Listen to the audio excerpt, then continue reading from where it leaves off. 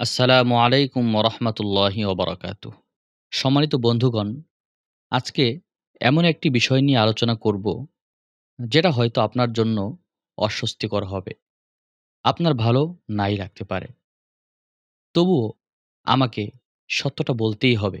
সত্যটা বলা একান্তই জরুরি। আপনার জানতে হবে বাস্তবতা। সম্মানিত বন্ধুগণ, বর্তমান আমরা এমন এক সমাজে বসবাস করি, যেখানে প্রকাশ্যে জনসম্মুখে একজন মানুষকে রাস্তায় ফেলে আঘাতের পর আঘাত করে তাকে শেষ করে দেওয়া হচ্ছে। তাকে মৃত্যুর মুখে ঠেলে দেওয়া হচ্ছে। অথচ দেখেন, আমরা সকলে দাঁড়িয়ে তামসা দেখি। কেউ বা মোবাইল বের করে ভিডিও করায় ব্যস্ত হয়ে পড়ি। অথচ ওই অসহায় মানুষটাকে সাহায্য করার জন্য কেউই এগিয়ে আসে না। মানুষটার চিৎকার কারো কানে পৌঁছায় না। কেউই এগিয়ে যায় না যে মানুষটাকে একটু সাহায্য করি। হ্যাঁ বন্ধুরা, এটাই আমাদের সমাজের বর্তমান বাস্তবতা, বাস্তব চিত্র। প্রিয় বন্ধুগণ, আপনারা দেখেছেন গত ৯ জুলাই মিটফোর্ড হসপিটালের সামনে ঘটে যাওয়া সেই ঘটনা। সোহাগ নামে এক ব্যবসায়ীকে সোহাগ নামে এক ব্যবসায়ীকে প্রকাশ্যে কংক্রিট দিয়ে মাথায় আঘাত করে, আঘাতের পর আঘাত করে তাকে মেরে ফেলা হয়েছে। শুধু তাই নয়, সে মারা যাওয়ার পরে তার লাশের উপর দাঁড়িয়ে নৃত্য করেছে। অনবরত তার লাশের উপর লাফিয়েছে দুর্বৃত্তরা, জালেমরা। এই নির্মম হত্যাকাণ্ডের ভিডিও এখন সোশ্যাল মিডিয়ায় ঘুরপাক খাচ্ছে। এটা শুধু একটা হত্যা না, এটা আমাদের সমাজের মৃত্যু, এটা আমাদের বিবেকের মৃত্যু। প্রিয় বন্ধুরা, এ বিষয়ে কোরআনে পাকে আল্লাহ পাক রব্বুল আলামিন কি বলেন? আল্লাহ পাক রব্বুল আলামিন বলেন, যে কেউ একজন নির্দোষ মানুষকে হত্যা করল, সে যেন সমগ্র মানব জাতিকে হত্যা করল।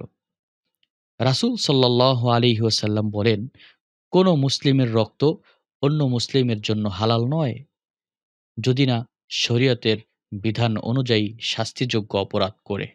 তাহলে আমরা কারা, যারা নিজেদের হাতে বিচার করে নিচ্ছি? যে সমাজে মানুষ আল্লাহকে ভয় করে না, সেখানেই এভাবে রাস্তায় রক্ত ঝরে। যেখানে নফসের হুকুম চলে, সেখানে আইন, মানবতা ও নৈতিকতা হারিয়ে যায়।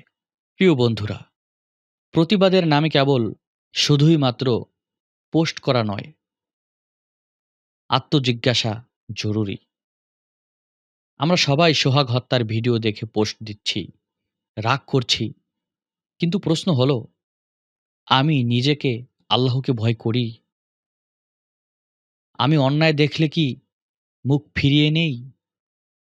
আমি কি সমাজে সত্য কথা বলার সাহস রাখি? তাহলে সমাধান কি? ১ নাম্বার, আল্লাহর ভয়। সমাজকে সুস্থ করতে হলে আল্লাহকে ভয় করতে হবে। ২ নম্বরে ন্যায় বিচারের দাবি। যারা অপরাধ করেছে, তারা যত বড় গডফাদারই হোক না কেন, দৃষ্টান্তমূলক শাস্তি তাদের পেতে হবে। এটা আমাদের সকলের দাবি। ৩ নম্বরে সচেতনতা। সমাজের প্রতিটি মানুষকে বুঝতে হবে, একজন মানুষকে হত্যা মানে আল্লাহর বিরুদ্ধে যুদ্ধ ঘোষণা করা। বন্ধুরা, পরিশেষে একটি কথাই বলব। এই ভিডিওটি দেখে যদি আপনি মনে করেন যে এটা শুধুই একটি নিউজ, তাহলে আপনি এখনো চোখ খুলতে পারেননি। সোহাগ ছিল একজন ভাই, কারো স্বামী, কারো বাবা। আজ তার সন্তান বাবা হারিয়েছে, সন্তানগুলো এতিম হয়েছে।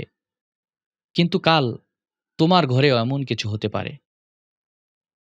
আজ যদি আমরা জেগে না উঠি, আমরা যদি আজ এক না হই, তাহলে হতে পারে আমরাও আগামীকাল সোহাগের মতো রাস্তায় মরে পড়ে থাকব। আর বাকিরা ভিডিও করা নিয়ে ব্যস্ত হয়ে পড়বে। কেউ বা নিউজ করা নিয়ে ব্যস্ত হয়ে পড়বে। কেউ কনটেন্ট বানাবে, কেউ আপলোড দিবে। কেউ আমার আপনার সাহায্যে এগিয়ে আসবে না। এইজন্য এই জালেমদের বিরুদ্ধে এখনই আওয়াজ তুলতে হবে। জালেমদের বিরুদ্ধে রুখে দাঁড়াতে হবে। তাদেরকে দমন করতে হবে।